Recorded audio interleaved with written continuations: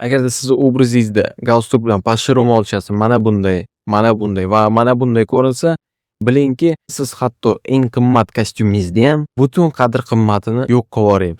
Galstuk bilan pashsha ro'molchasi bir-biri bilan aloqador bo'lishi kerak. To'g'ri, rang va ba'zida naqsh tarafdan. Lekin ikkalasi hech qachon egizak bo'lmasligi kerak. Agarda sizni galstugingiz ozgina yaltillash effektiga ega bo'lsa, pashsha ro'molchangiz atiqroq rangdan bo'lishi kerak. Ular sherst yoki lyondan tayyorlangan bo'lishi mumkin. Agarda galstugingiz bordoviy rang bo'lib, chiziqlari oltin rangdan bo'lsa, pashsha ro'molchangiz qizil nuqtali bo'lishi mumkin. Yoki aksincha, sariqning donidagi nuqtachalar bilan yokida naqshlardan iborat bo'lishi mumkin. Ko'pchiligimiz ochroq rangdagi ko'ylaklarni kiyamiz. Ular oq, havo rang, yashil, jigarrang kabi polasali, ingichka polasalimi, qalinroq polasalimi ko'ylaklarimiz bo'lishi mumkin, lekin hammasida deyarli oq rang mavjud bo'ladi. Shuning uchun endi kirib kelayotgan bo'lsangiz, maslahatim oq ro'molcha pashshani olishingizni tavsiya qilaman. U obrazingiz yorqinligini pasaytiradi va doimo o'rinli bo'lib ko'rinadi. Savranov.